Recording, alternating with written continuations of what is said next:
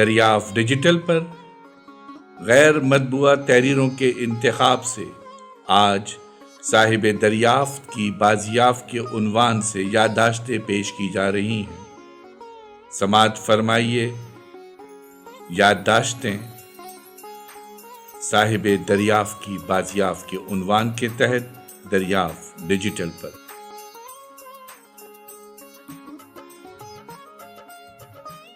پچھلے دنوں ایک مضمون جو کہ قمر جمیل صاحب پر تحریر کیا گیا تھا پڑھنے کا اتفاق ہوا۔ اس مضمون کے پہلے حصے کو کچھ اس طرح تحریر کیا گیا تھا جس سے یہ تاثر ملتا ہے کہ دریافت کم مالی وسائل کی وجہ سے بند ہوا، اور یہ کہ قمر جمیل صاحب کے مضامین کا مجموعہ جدید ادب کی سرحدیں کوئی پبلشر شائع کرنے پر راضی نہ تھا۔ ہم نے تحریر کے اس حصے کو حقائق کے برخلاف پایا، لہٰذا حقائق کو سامنے لانے کے لیے چند گزارشات عرض کرنے کی اجازت چاہتا ہوں۔ اس سلسلے میں بات کہاں سے شروع کی جائے تو ہمیں یعنی قمر جمیل صاحب کی اولادوں اور قریبی رشتہ دار شخصیتوں کو اپنی یادداشتیں یکجا کر کے پیش کرنے کی ضرورت اسی تحریر کی وجہ سے پیش آئی۔ ہم یہ گزارشات آپ کے سامنے رکھ رہے ہیں تاکہ ریکارڈ کو درست رکھا جا سکے، اور ہاں، مضمون نگار کی نیت پر کوئی شبہ نہیں، بس کچھ کمی تھی تو بنیادی معلومات کی جو ظاہر ہے کم تھی۔ لہٰذا اب ہم اپنی یادداشتوں کو یکجا کرتے ہوئے کچھ باتیں آپ کے سامنے دریافت ڈیجیٹل پر قصوار رکھتے ہیں تاکہ حقائق درست انداز میں سامنے آ سکیں۔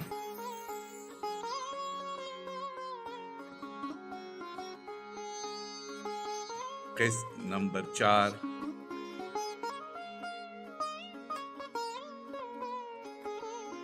جہاں تک مجھے یاد ہے دریافت کے شاید 5ویں شمارے سے اس کا خط نستعلیق میں شائع کیا گیا، اور اب دریافت ایک باقاعدہ ادبی میگزین کی شکل اختیار کر چکا تھا، اور اس میں پاکستان، ہندوستان اور دیگر ممالک کے ادیبوں اور شاعروں اور افسانہ نگاروں اور دیگر کی تخلیقات شائع کی جانے لگیں اور پسند بھی کی گئیں۔ ٹائٹل میں خود کفیل ہونے کے باوجود حنیف رامے صاحب نے اپنی شوق کی تسکین کرتے ہوئے دریافت کے 2 ٹائٹل پرنٹ کرنے کے لیے بھیجے، جسے قمر جمیل صاحب نے بہت اہتمام سے کئی رنگوں میں کئی دفعہ پرنٹ کیا، اور اس طرح دریافت کو یہ اعزاز بھی حاصل ہوا کہ حنیف رامے جیسے ملک کے بڑے فنکاروں کے ٹائٹل شائع ہوتے رہے۔ وقت گزرتا گیا اور دریافت کبھی باقاعدگی سے اور کبھی بے قاعدگی سے شائع ہوتا رہا، اور تقریباً 5 برسوں میں 35 شمارے شائع کیے گئے۔ مندرجہ بالا سطور میں ہم نے دریافت کے پہلے شمارے کے شائع ہونے کی روداد سنائی، اور اب اس کی اختتام یعنی دریافت کے بند ہونے کا سبب بھی سن لیجیے۔ قمر جمیل صاحب کے تیسرے بیٹے جو کہ کمپیوٹر میں ڈپلومہ کر رہے تھے، اب وہ آہستہ آہستہ کمپیوٹر پروگرامنگ اور کمپیوٹر پر عبور حاصل کر چکے تھے، اور چونکہ وہ بھی دریافت کی ٹیم کا ایک اہم حصہ تھے، لہٰذا دریافت کو جن مشکلات کا سامنا تھا اس میں اس کا کمپیوٹر کی مدد سے پرنٹ کرنا شامل تھا، جو کہ اس زمانے میں چونکہ پاکستان میں کمپیوٹر نیا آیا تھا، لہٰذا اس وقت تک اردو ٹائپنگ بذریعہ کمپیوٹر ہو رہی تھی، مگر اس کے اردو پروگرام بہت مہنگے تھے، لہٰذا کاشف نے اس چیلنج کو قبول کیا، اور انہوں نے پڑھائی کے ساتھ ساتھ اردو پروگرامنگ میں نہ صرف مہارت حاصل کر لی بلکہ دریافت کو ایک خط نستعلیق میں پرنٹ کرنے کے قابل کر دیا۔ اور اس کے علاوہ کاشف نے دوران طالب علمی اتنا عبور حاصل کر دیا کہ انگریزی کے طرز پر ورڈ پروسیسر اور مشینی انداز میں اس کا املا کمپیوٹر کی مدد سے درست کرنے کی صلاحیت حاصل کر لی۔ اس کامیابی کو دیگر لوگوں سے روشناس کرانے کے سلسلے میں ایک نمائش کا اہتمام کیا گیا، جس میں اخبارات اور میگزین کے ایڈیٹر، صحافی،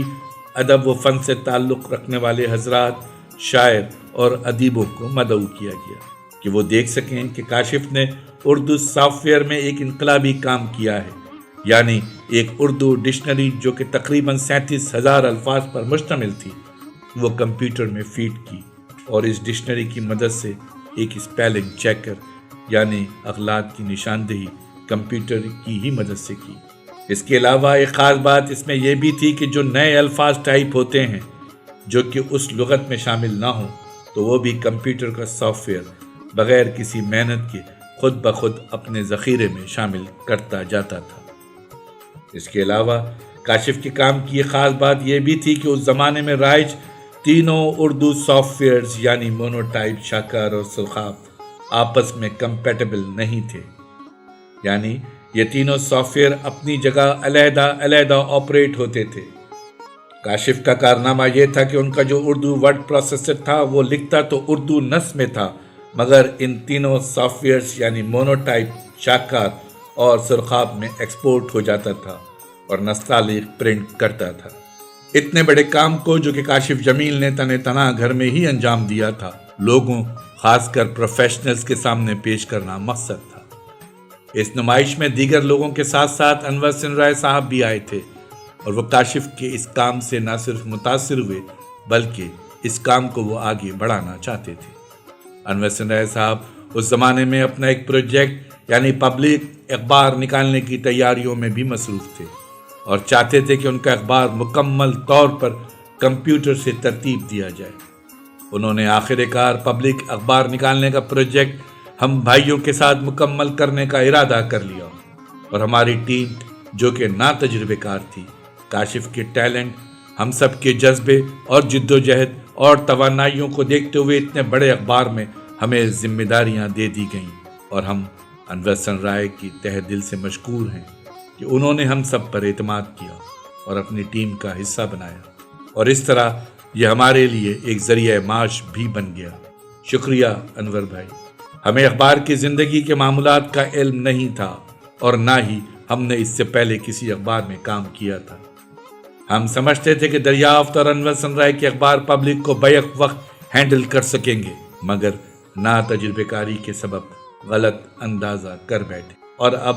ہمارا زیادہ وقت پبلک اخبار کی نظر ہو جاتا تھا، جس سے ہمیں معقول آمدنی کا ذریعہ بھی پیدا ہو گیا تھا۔ ہم چونکہ اس غلط فہمی کو درست کرنے کی کوشش کر رہے ہیں کہ دریافت مالی کمی کے سبب بند ہو گیا تھا،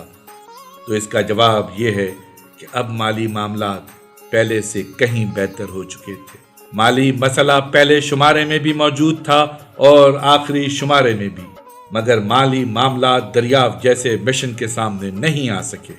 ہمیں جب دریافت میں زیادہ اشتہارات ملتے تھے تو ہم لوگ زیادہ صفحات پرنٹ کیا کرتے تھے۔ جب اشتہار کم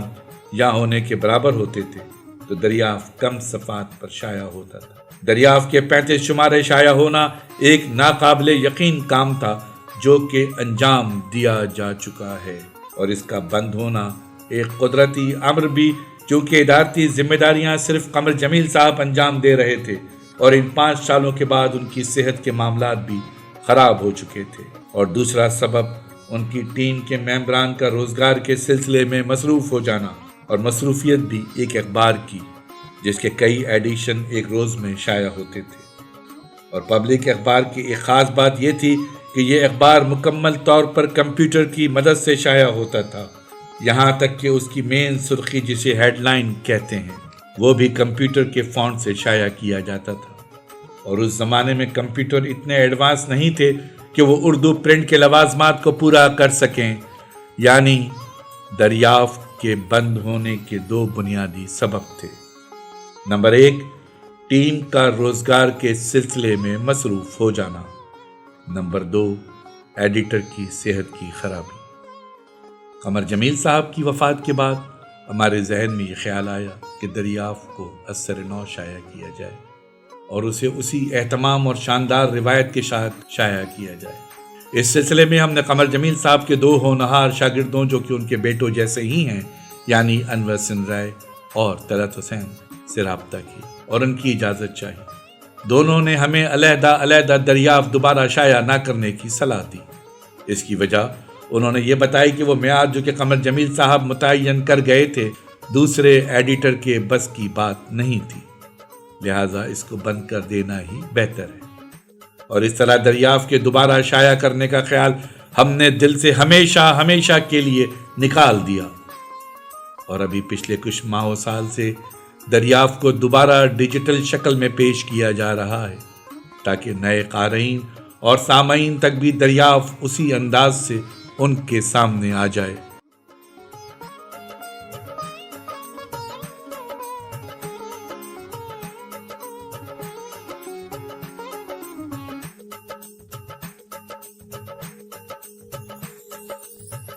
صاحب دریافت کی بازیاب تحریر، آواز اور پروڈکشن ظفر جمیل.